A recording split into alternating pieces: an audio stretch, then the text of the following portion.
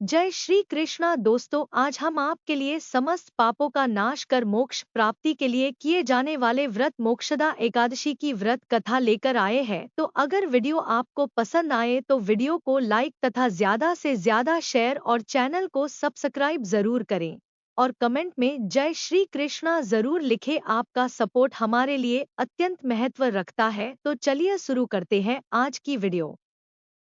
मोक्षदा एकादशी व्रत कथा।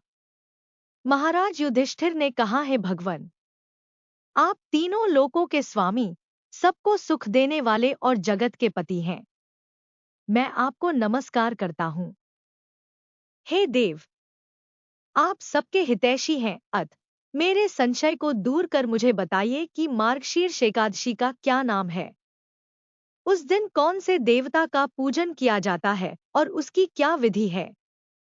कृपया मुझे बताएं। भक्तवत्सल भगवान श्री कृष्ण कहने लगे कि धर्मराज, तुमने बड़ा ही उत्तम प्रश्न किया है। इसके सुनने से तुम्हारा यश संसार में फैलेगा। मार्गशीर्ष शुक्ल एकादशी अनेक पापों को नष्ट करने वाली है। इसका नाम मोक्षदा एकादशी है। इस दिन दामोदर भगवान की धूप दीप नैवेद्य आदि से भक्तिपूर्वक पूजा करनी चाहिए। अब इस विषय में मैं एक पुराणों की कथा कहता हूँ। गोकुल नाम के नगर में वैखानस नामक राजा राज्य करता था। उसके राज्य में चारों वेदों के ज्ञाता ब्राह्मण रहते थे। वह राजा अपनी प्रजा का पुत्रवत पालन करता था। एक बार रात्रि में राजा ने एक स्वप्न देखा कि उसके पिता नरक में हैं। उसे बड़ा आश्चर्य हुआ। प्रात वह विद्वान ब्राह्मणों के पास गया और अपना स्वप्न सुनाया। कहा, मैंने अपने पिता को नरक में कष्ट उठाते देखा है। उन्होंने मुझसे कहा कि हे पुत्र, मैं नरक में पड़ा हूं, यहां से तुम मुझे मुक्त कराओ। जब से मैंने ये वचन सुने हैं, तब से मैं बहुत बेचैन हूं। चित्त में बड़ी अशांति हो रही है। मुझे इस राज्य, धन, पुत्र, स्त्री, हाथी, घोड़े आदि में कुछ भी सुख प्रतीत नहीं होता। क्या करूं?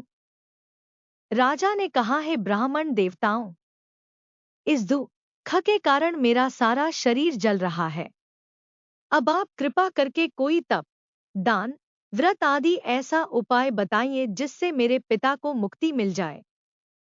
उस पुत्र का जीवन व्यर्थ है जो अपने माता पिता का उद्धार न कर सके। एक उत्तम पुत्र जो अपने माता पिता तथा पूर्वजों का उद्धार करता है, वह 1000 मूर्ख पुत्रों से अच्छा है।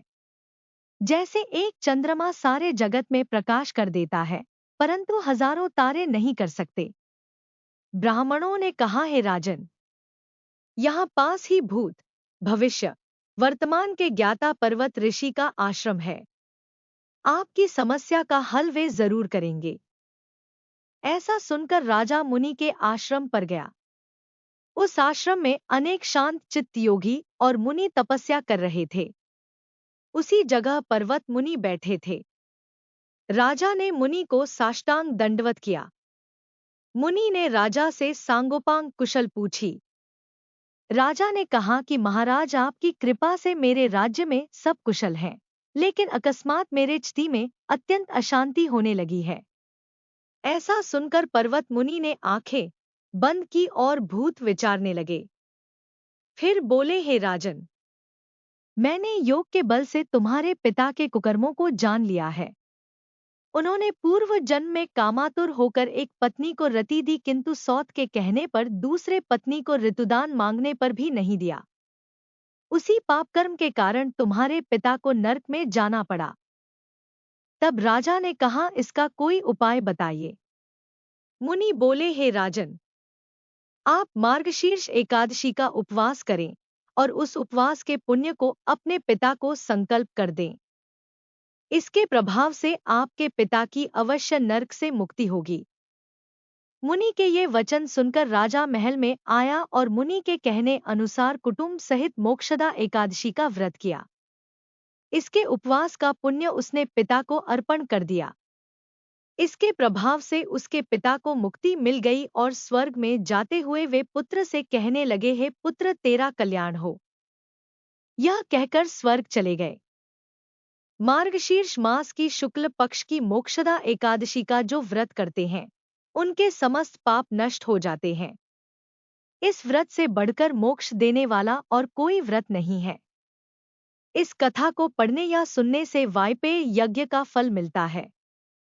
यह व्रत मोक्ष देने वाला तथा चिंतामणि के समान सब कामनाएं पूर्ण करने वाला है।